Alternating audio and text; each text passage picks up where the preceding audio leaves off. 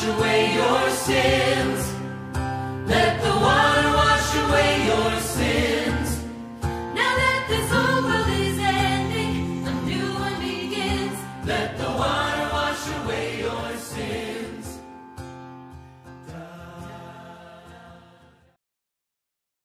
It's been about a month since Far Cry 5 came out, and by this point I'm sure everyone's formed their own opinions, and if they were gonna buy it, they've already bought it. But I still wanted to make a review because I believe that this is a series that requires rumination. Not every part of this game can be taken in at first glance. So let's get the surface problems out of the way before I jump into that.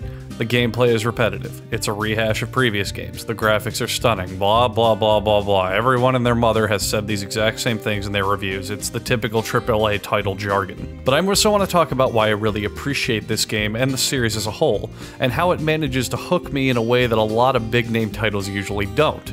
And this all comes down to tone. Far Cry is a series that I think handcrafts its tone and fucking nails it with a huge amount of precision. It's a series that knows how near impossible it is to make the player care about its characters when you're immediately given a ton of guns and explosives in an open world to fuck things up with. It's a series that's aware of the absurdity of moral choices in a game where the bulk of gameplay is spent mowing down countless faceless goons and destroying hundreds of thousands of dollars of property. It's a series that presents you with a rogues gallery of near cartoonish supervillains who at some point you will actually empathize with because they're the only ones pointing out how silly everything you're doing is. It's a series that revels in nihilism, and I absolutely love that. Everything in the game tries its best to give you a world that's just realistic enough to be engrossed in, but so pulled back that you don't give a shit how things happen, just that you get to experience them happening. For example, compared to earlier entries, the HUD is completely streamlined. It only usually shows a compass on screen. You're no longer climbing a bunch of guard towers and you discover locations organically. It's very easy to feel immersed, and it feels like you're running through the actual backwoods of Montana. You take this world, and then you get a bunch of toys to play around in it. It's easy to just get lost and start fucking around with things and not even realize you're making progress, because that's what the game wants you to feel.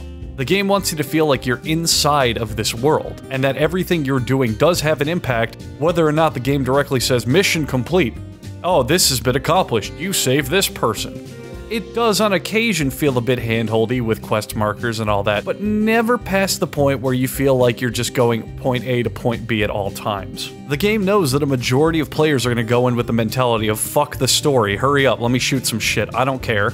And it responds with, alright, let's just set the stage and you'll be on your way. Now, in mentioning the story, I do have to go into a bit of detail, which is where I'm now going to mark spoilers on the review. I'll give you a time code to skip to the score if you want to avoid them. Many people complain about the perceived pointlessness of the ending. You go through all this trouble to stop the cult, then Montana's nuked, and everyone you met along the way dies, and John Seed takes you to his bunker, and no one fucking cares about anything anymore. And when this first happened, I was baffled by it all. I sat there, kinda just... It just felt so out of nowhere. There are a bunch of lore pieces that you can put together, such as hidden radio conversations and notes that actually let you figure out what's going on. It's World War III, and the nuking is just coincidental. Or is it? It's an ambiguous ending that I actually think plays pretty well into the whole religious prophecy stuff. But the more important thing about the ending is that it completely fits Far Cry's narrative of fuck it, who cares, we know why you're here perfectly. There's some explanation videos and tutorials on YouTube for why all of this is how it is. And I'm not going to spend this review breaking all this down because I'm just here to tell you my thoughts and opinions on the game. But I'm going to put one in the description that I think very well summarizes my thoughts and gives a really better, clear picture of why the ending actually is pretty strong in my opinion. But a basic summation, if you're too lazy to go watch it or whatever, is it's hard to tout your character as the good guy if all you're doing is going around and committing countless acts of arson, assault, and murder against the mentally ill. Not everything in maintaining this methodology is perfect, though. I found a large majority of the companions incredibly annoying.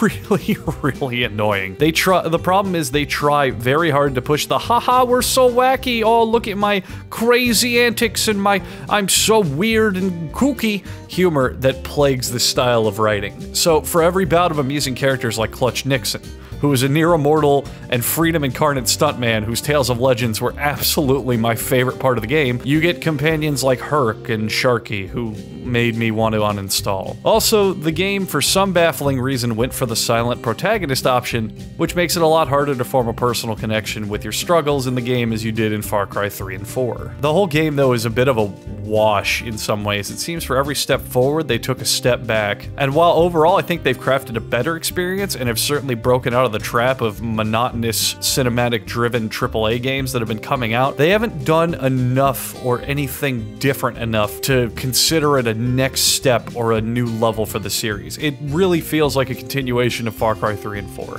Which isn't bad, those are great games, but it just feels outside of where it gets really good. You're not getting all that much that make it great.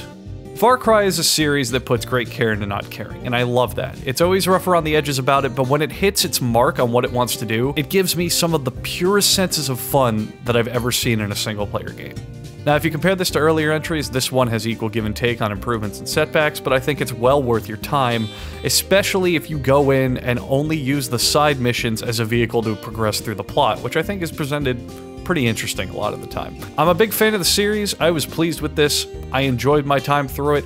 Occasionally, some things required reflection on if they were good or not, but it's a lot to take in. It's a big... You want to break this thing off in chunks. And I will acknowledge rightly that if you're outside of the Far Cry circle, you may just not even bother with this, and that's perfectly fine. Even if you just watch someone play it. Yeah, it's good. It's good. Oh, but the soundtrack. The soundtrack is god tier. Amazing. Soundtrack gets a 100 out of 5. Far Cry 5 gets a 3 out of 5. Okay, I think I'm done here. Let me know what you want me to review and where my life should be heading. Okay, bye. Let the water wash away your sins.